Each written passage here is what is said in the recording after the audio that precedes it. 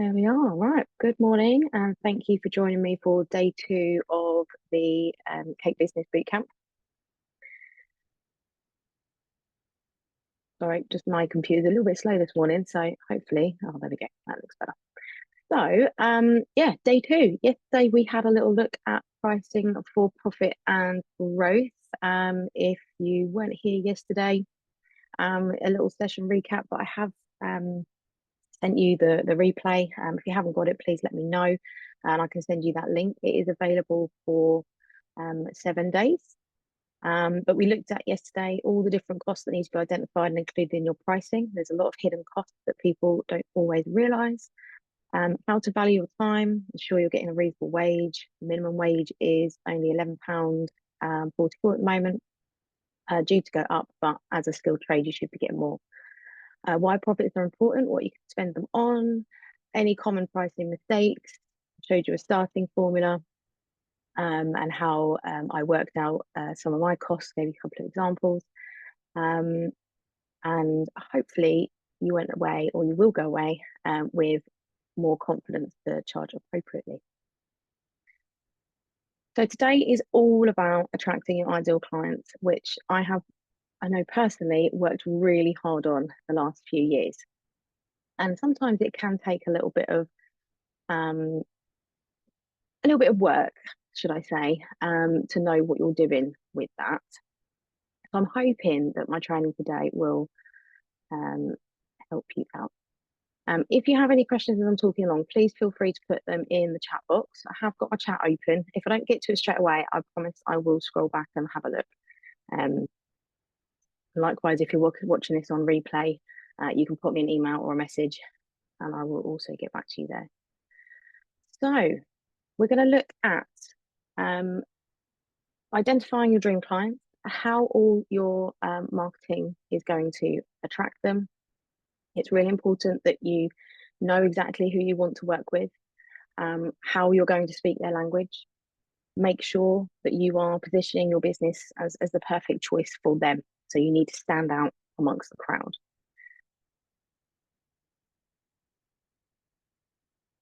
Does anyone know who their ideal clients are at the moment? Does anyone feel like they do need help with it? I know there's only a couple of you in the session at the moment, but if you're willing to share, please do. It might be a description, it might be an age range, it might be whether you are aiming for those that have a higher budget. Is that a wish of yours? Let me know in the chat box if you would like to.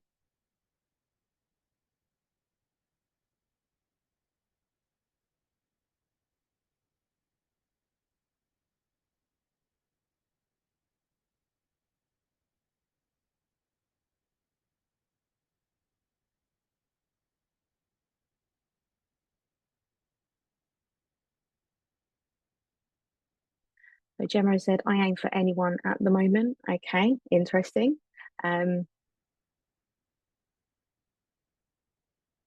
Is it because, if you don't want to share, that's fine, but is it because you just want the orders to come in and you're quite happy to do whatever it is as long as you've got the income? Is that based on? Let me know if that is the case. I'll come back to that if need be.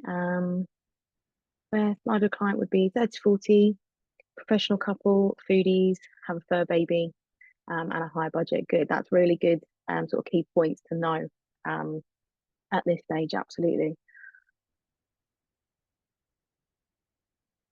So your ideal clients should be those that value your expertise. Okay, they appreciate your skills, and what you actually do with your work. They align with your style and your vision. So hopefully they're going to check you out. They're going to see what it is that you actually create. I know that I talk a lot about weddings because I am weddings only, but even if you're doing celebration cake, it's something that hopefully they've looked up, they've researched you, and if that's the sort of vision they want for their event, then they should be your ideal client. And also willing to pay your worth. So they see the value in your work and they're happy to pay the price that you are charging, which obviously links to yesterday's session as well. You might not create orders for all of your ideal clients, so it's not going to be 100% your ideal clients all the time. It might be that you do take on the odd order here. It might be because it's income based, or it's just not yet coming along that way. So give it a bit of time. If it's not happening now all the time, not to worry, it can work better as you go along and as you start to put yourself out there, aiming for your ideal client.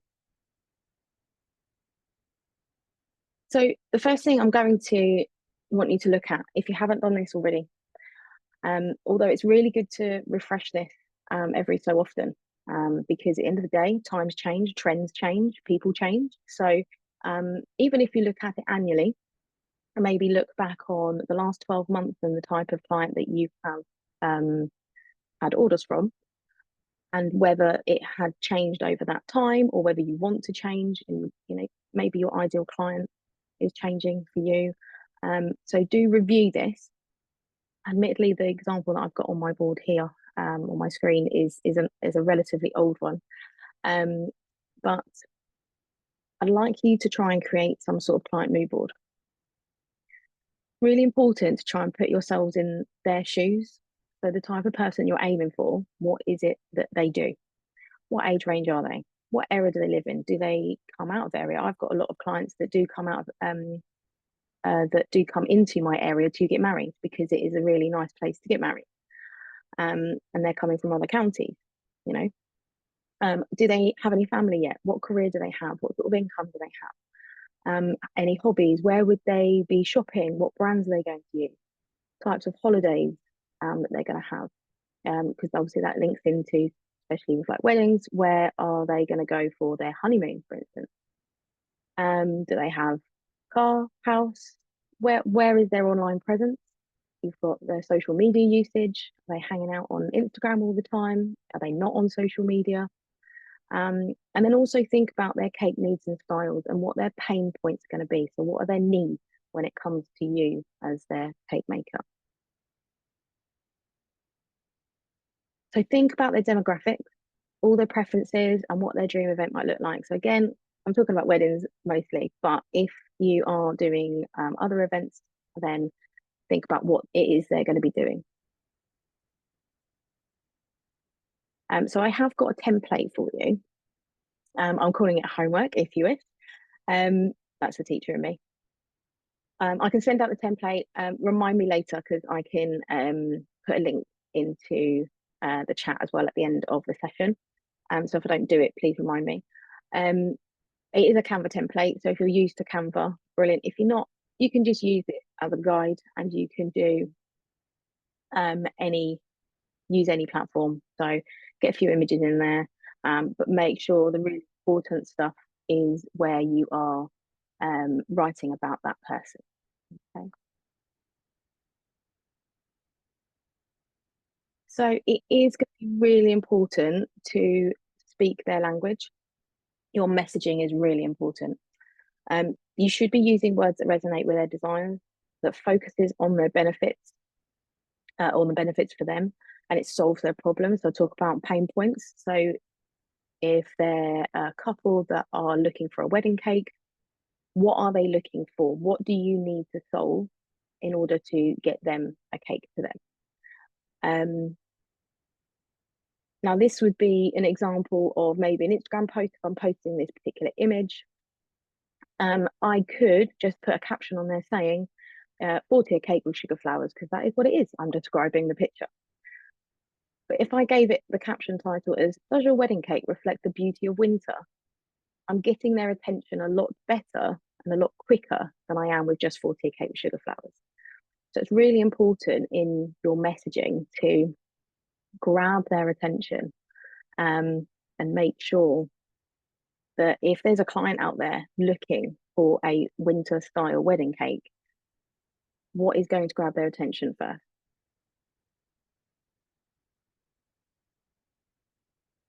So your messaging should speak directly to your ideal client's emotions and aspirations. And instead of just describing your cakes, highlight the experience and the story behind them. So you're almost giving them a little bit of an insight to what it would feel like if they would have a service from you. So how can we make our messaging stand out? Mentioned this a little bit just a moment ago, but speak directly to their emotions and desires. Use storytelling to create a connection. So if you are providing a bit of a story for them to read, they're going to start to imagine themselves within that story. And if it fits their vision for their event, then they're more likely to come back to you and order from you. Focus on transformation, not just the products. So you're not just putting pictures out there or this is what I do. You can show them from start to finish. This is how I make sugar flowers. This is how I create my cake toppers. All those little things so that they can see the process. It's not just putting a cake on a table at the end of the process. Address their biggest concerns and aspirations. Another example I've got here. So this could be on your website homepage. It could be on a post like on Instagram. You could just put, I make bespoke wedding cakes. Or you could say, a breathtaking centerpiece designed just for you, because it's giving them almost that special attention rather than just saying, this is a service I provide. Actually, this is what I can do for you. And it's really making it personal to them. So where are we going to start putting these messages? Where are we going to start posting? Social media is obviously a really good place to get your word out there. You're going to show your work. You can do the behind the scenes. You can put client testimonials all over there. For me personally, social media is like my portfolio, because I put a lot more of my pictures on my Instagram page, especially than I do on my website. But I also show a lot of my behind the scenes, what I get up to, the type of person I am. So I'm trying to get on a personal level with the clients that I'm trying to attract. You've got your website copy, use client-focused language and an easy inquiry process. So this is where all your information is going to be. That's where a lot of people will go to when they're trying to find out how to get your service, what sort of service you provide, and all the sort of really formal things. We can look at being in directories, and I've put Pinterest with it because that's where they will be looking for inspiration. So if there is a wedding couple that have come along, then they are going to potentially be on a wedding directory, something like Hitch, and they're going to start to look at all the different types of suppliers on there, and they might have a little look at your work and get the inspiration from there. Pinterest, obviously, we know you can go down a big rabbit hole with that sort of stuff, but it's a really good place to be when a lot of people are looking on there for inspiration for their events. And then, of course, we've got the word of mouth and the networking. So it might be that you're already getting certain clients from friends, family members of people that you've already had orders from. I know for me, it's got to the stage now where I've been doing wedding cakes for several years, but I'm now starting to get what were the bridesmaids, the sisters, the friends of the previous couple. And I'm now starting to do their wedding cake. So that is my word of mouth that's happening. And in terms of networking, if you're networking with other suppliers, whether that's florists, or it might be event planners, things like that, you can make that connection where they will then end up recommending you to the right clients as well, especially if you've got a very similar ideal client between the suppliers. Another example here I've got, if you were to write, I create bespoke wedding cakes for all occasions, get in touch to order your cake. That might be a general post on Facebook with a nice image on there, or some of your work. Why this doesn't work? It's quite vague. It doesn't really speak to a specific audience. It doesn't highlight the unique value that you bring. And it doesn't tap into any emotions or desires. So we're not making it as personal as it could be for your particular ideal client. So if you are aiming for people between the ages of 30 and 40 and it's for their wedding,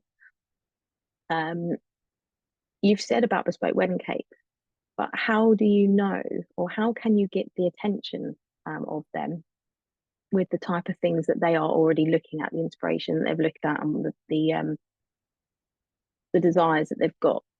So to change that up, it could say something like, your wedding cake should be more than just a dessert. It should be a breathtaking centerpiece that tells your love story. I design elegant, floral inspired, sorry, wedding cakes for stylish couples who want a luxury experience from start to finish. So I'm grabbing the attention of those people that I want to attract. Let me know in the chat if how you feel about that change in wording. It's just an extra sentence. So see what you think and let me know.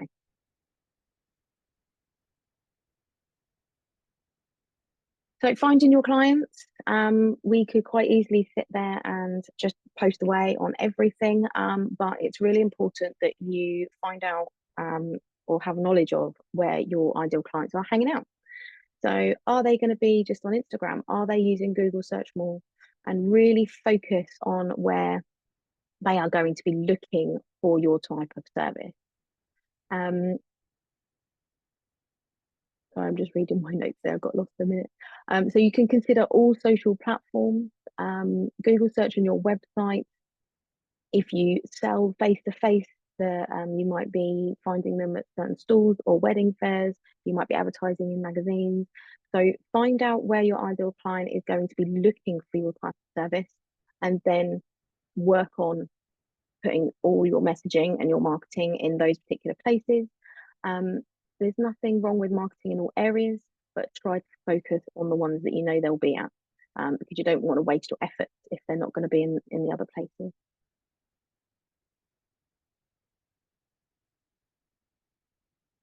I'm just having a quick look here. Oh, thank you, Beth. She said that this is so hopeful. But yeah, definitely make it priority. It's the it's the top of my list is always who am I aiming my services to? Where do I then find them? And then it's, what I'm saying at that time as well. Um, I've gone through that quite quickly. So if anyone does have any questions, please let me know. I'll just summarize up what we've done anyway in this session. So key takeaways from today. Identify your dream clients. So know who they are, what they value, and how to speak their language. Create an ideal client mood board. Use the visuals to define their style, their preferences, and the dream event. If you print that out, if anyone does print things out anymore, stick it somewhere where you are working all the time, whether it's your desk in front of your computer or at your workbench. And keep reminding yourself that these are the people you're aiming your work for. And then as you start to get that mindset, you will constantly be giving them, giving your posts a little bit of that change, and hopefully that will over time bring in those clients that you want. Create messaging that connects, so focus on their emotions, the transformation from start to finish, definitely the story from when they inquire with you all the way through to then what you actually get at the end. So obviously for me it's quite a long process because creating a wedding cake has a lot more elements than it does for, say, for instance, a birthday cake, depending on obviously the how big the event is. But it doesn't matter how small that order is, the process in which you have and that connection you have with your clients is going to be just as detailed. And how you're going to solve their problem. So I just missed that off. Show up where they are.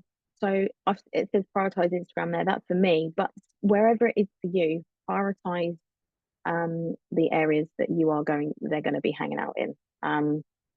So think about, is it your website because they're going to be Google searching? Is it a wedding directory or any other event directories and networking? Find those event planners. Or are you going to go to some networking events and start giving out your business cards because actually there's people there that would recommend you for, it might be that they own a restaurant and they recommend people to make birthday cakes or anniversary cakes, things like that. Your website should represent the action. So all the information that they need so that they can sit and they can browse and they can take it all in and obviously be able to contact you. Your social media can be more about the engagement. So it's about then showing your stories, and sort of how you get from A to B. Use it as a bit of a portfolio so that they can then sort of follow you for a little while, get to know you, and then you can hopefully get that lead and um, eventually a booking. And I've put there, use both strategically. So, and again, you can use all of the different platforms and the different areas where they might be, and to get your messaging out there. And be consistent. Keep your message clear and aligned across all the platforms. If you it doesn't matter. What I was going to say is it doesn't matter that you can copy and paste, reuse content. Um, but as long as you are using the same type of copy and the same wording across all of the platforms you're using, it looks good, it looks consistent. And if your ideal client are using all of those different areas, then you're going to grab their attention, basically. I've put a little reminder on the bottom there for a mood board template. So if you bear with me a second, I will just put that in the chat to make sure that, I don't know if I can actually, because I'm already in Canva, aren't I? I will do that though towards the end. I'll come out of there in a moment. So I have come to the end of this particular session. I don't know if anyone's got any questions. I can't actually see how many people are here at the moment. If you can't wait till tomorrow though, for me to talk about the Cake Pro Academy, then feel free to go onto the website. There's a QR code there. And you can have a look at more information. I'm not opening up anything for the Cake Pro Academy until tomorrow when I've done all 3 sessions. So just bear that in mind. I'm just going to keep an eye on the chat quickly and see if there's any questions that have come through. Scroll back up. Good.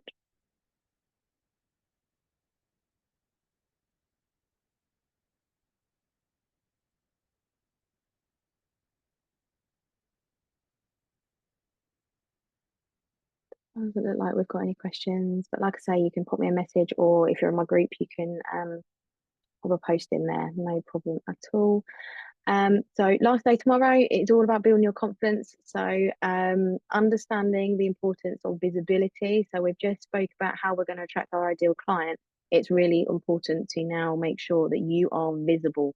And I know that it means that you need to have the confidence to do it. I'm going to talk to you a little bit about imposter syndrome. I have had a lot of imposter syndrome over time. I still get a little bit now. It's natural to have it, but it's all about trying to push that imposter syndrome away. Become confident.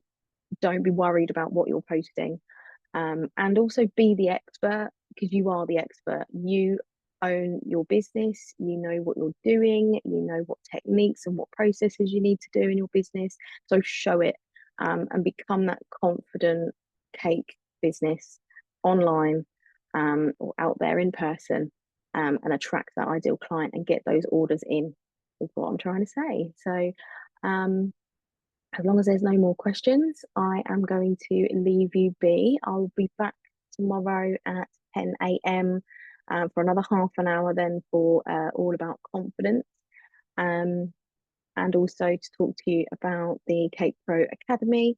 And then just a little reminder as well, I will be back at about 8 p.m. tomorrow night as well for any Q&A that anyone might have. So I will see you tomorrow.